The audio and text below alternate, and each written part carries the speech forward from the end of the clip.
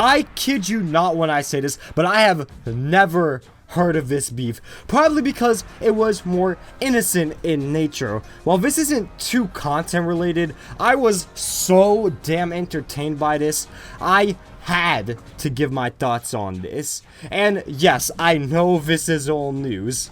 New to me though. So first we gotta understand who is Shofu and who is Verlisify. Short answer, two big figures in the Pokemon community, one beloved and one a bit more controversial. But here's the long answer. Do you remember Logan Paul versus KSI? This was probably the most hyped up thing ever. Well, this was the equivalent for the Pokemon community. I think in order to understand why this blew up, you need to really know why the community hated Verlisify. First and foremost, he was portrayed as a drama starter, and more importantly, he had a big ego. If I've ever picked up one thing about Verlisify, is he always loves to be that top dog. He wants to be the one standing on the high ground, and as you would imagine, with those traits come a big ego. So a drama-causing, loud-mouth egomaniac? Yeah, people are not gonna like him. Now, you would think two amateur Smash players doing a $1,000 wager? Who cares? Turns out, everyone who knew about it, people wanted to see Shofu destroy Verlisify. Even better, this was going to take place in real life, so it really was no excuses. With high stakes being pride and money on the line, this was setting up to become the most memorable event in the history of the Pokemon community. Then, everything changed when, by the Verlisify Nation, I really just mean the individual person Verlisify. And by attacked, I mean he called the whole thing off. So I'm going to read his extremely long response. First was the Jacksonville shooting. So he said, when I offered the match, I did it in good fun with plans to go to a Genesis 6 and have fun with it. I was happy to dive into the Smash community and experience a big event to hang out with friends, make new friends, and really get involved in the Smash community. The match would have been a stream-worthy event, and it would have been great overall. The Jacksonville shooting happened the day after the challenge. The video of seeing the laser sight on the guy milliseconds before he was murdered is haunting.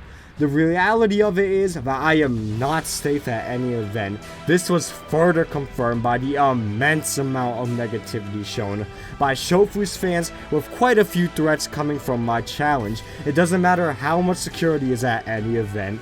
The Jacksonville shooting shows the dangerous reality of society right now. People are more extreme in their violence and hatred these days, and school shootings/events have become a weekly thing. The hate culture against me is something that Shofu has helped cultivate, and there is no way I can go to any events. Second, Shofu's behavior. Shofu has only acted in malice in this whole situation. The bet started in response to Shofu starting drama by wanting to fight me. I was only demotivated from deciding I can't go to Genesis, but a big blow was Shofu creating more drama by saying run the set, not even 48 hours after the game. Any other way of going about this would have been less toxic, such as when is the set? He then followed this up by attacking my YouTube content, which really showed how Shofu is turning into an event of hate and negativity when I have just been wanting to have fun. This is not what Smash Bros is about, and it should be a wake-up call to everyone in the community that supported Shofu, going way beyond the line with friendly competition. Correct me if I'm wrong, but I have never seen such nasty behavior between any rivalry in Smash. This is not the community I was happy to be a part of months ago. Shofu's fans, I thought it would be fun to banter and have a nice match and good time with the Smash community. That was immediately thrown out the window from the extreme toxicity from Shofu's fans. I was watching event organizers and fairly notable players show negativity against me, as well as tons of attacks go unchecked. Shofu being a low mid-tier competitive player, having this much influence and negativity behind him is problematic. Again, this should be something the Smash community should take seriously. Smash Ultimate won't be as great or popular as it can be when hopefuls just get bullied out. The community will just burn out if they want to take Smash this seriously, when the Melee community is much more welcoming and fun. Let's look at Shofu's responses. So, as you could tell, Shofu was kind of over this, and obviously was not happy about this. Most people's issue was that he cited that first thing, which at the time was a recent tragedy, as a reason to call off a Super Smash Bros. Game. Now, when I give my thoughts, I won't be talking about that first point because I don't feel comfortable talking about that within the context of this video. Unfortunately, this is where our story ends in terms of news and information. After this, the whole situation kind of faded into obscurity. Now, on to...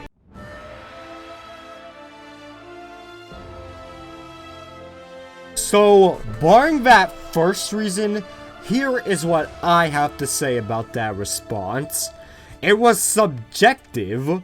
I don't think many people understood that about points 2 and 3. Verlisify felt toxicity from all of this, but here is what I have to say. You initiated a $1,000 wager, and you expected things to remain 100% sunshine and rainbows? I'll keep it real. I feel that 2 out of those 3 reasons for calling off the wager is that people aren't being nice to you is soft. While I know trash talk, cockiness, and toxicity is part of the game, there are 2 things you can do about it. First, accept that it's part of the game, and second, especially when you're being faced with adversity in terms of not being able to beat someone, work your ass off and beat that person. Now, that last part is just a mentality that I was raised with. For the first reason, I think that's why he did not want to play in person. But if I'm not mistaken, Wi-Fi is definitely still an option. It still looks like after that TwitLocker, Shofu kind of just gave up. While understandable, if he really wanted to make it work, he could have proposed a no money wager and make it completely online. Also, the evidence cited for Shofu being toxic was a little nitpicky in my opinion. But hey, everyone has a certain amount that they could take before reaching a breaking point.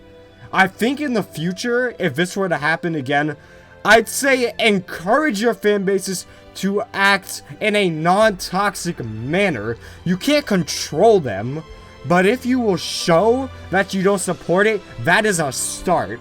I think it would be cool for future Pokemon content creators to settle it in Smash, and I feel like this could have started a cool trend. While I personally am not a fan of throwing away 1K for on a video game, all I gotta say is, it is what it is.